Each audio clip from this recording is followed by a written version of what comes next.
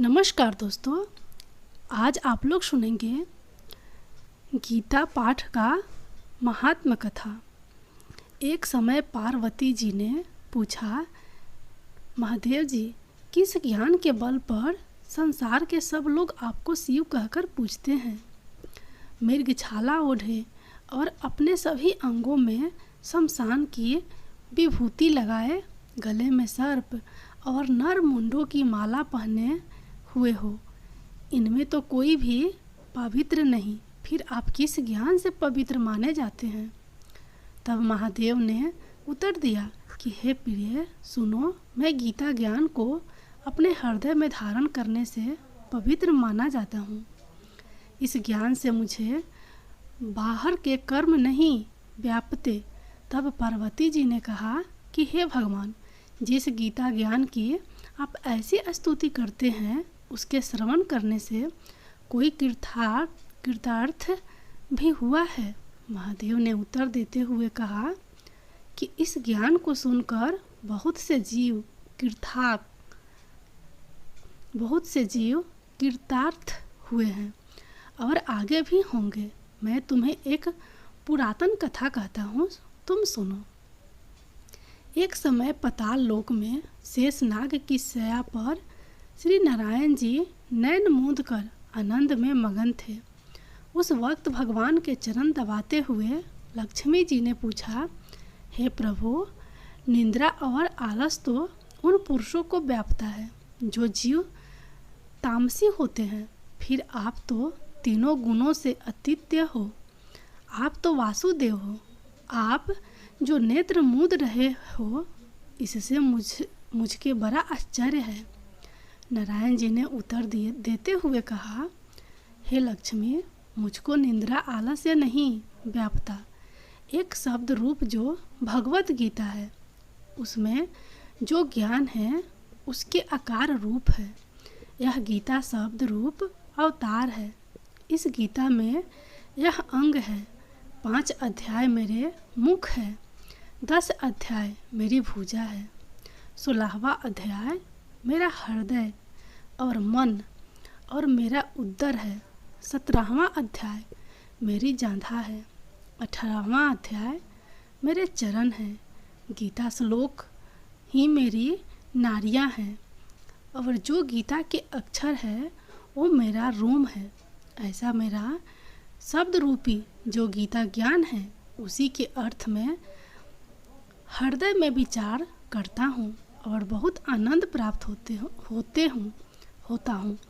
लक्ष्मी जी बोली, हे श्री नारायण जी, जब श्री गीता जी का इतना ज्ञान है तो उसको सुनकर कोई जीव कृतार्थ भी हुआ है तो मुझसे कहो।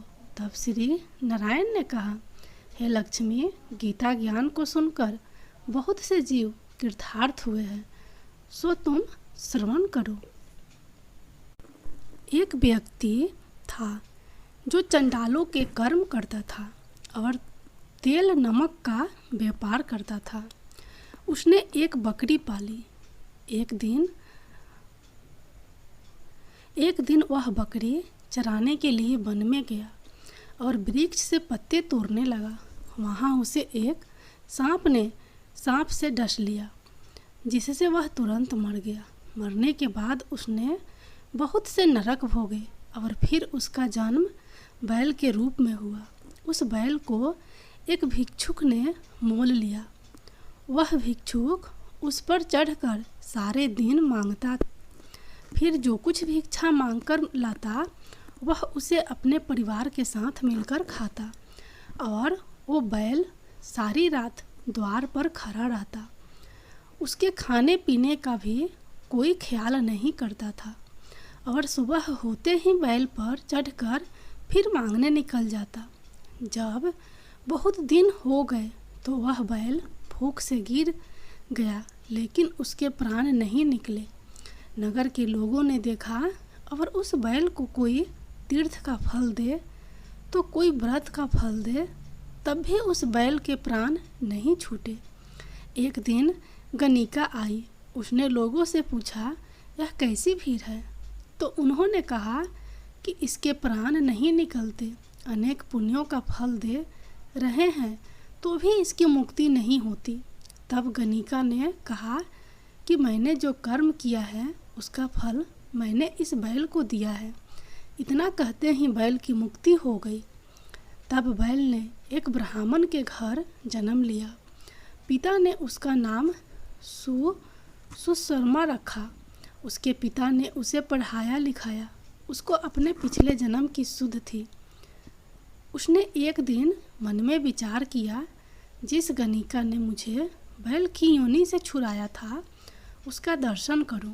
विप्र चलते चलते गणिका के घर गया और कहा, आप मुझे पहचानती हैं?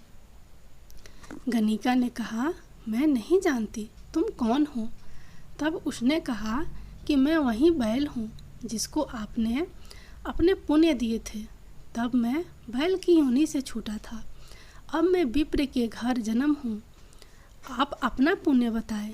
गणिका ने कहा कि मैंने अपने जाने पुण्य नहीं किया, परंतु मेरे घर एक तोता था। वह रोज सवेरे कुछ पढ़ता है। मैं उसका वाक्य सुनती हूँ। उस पुण्य का फल मैंने तुम्हें दे दिया। तब विप्र ने तोते से पूछा कि तू सवेरे क्या पढ़ता है? तोते ने कहा, मैं पिछले जन्म में विप्र का पुत्र था। मेरे पिता ने मुझे गीता के पहले अध्याय का पाठ सुनाया करते थे। एक दिन मैंने गुरु से कहा कि मुझको आपने क्या पढ़ाया है? तब गुरुजी ने मुझे शाप दिया कि तू तोता बन जा। इसके बाद से मैं तोता बन गया। एक दिन बहेलिया मुझे पकड़ ले आया और एक विप्र ने मुझे मोल ले लिया। वह विप्र भी अपने पुत्र को गीता का पाठ सिखाता था। तब मैंने भी यह पाठ सीख लिया। उसी दिन विप्र के घर में चोर घुस गए।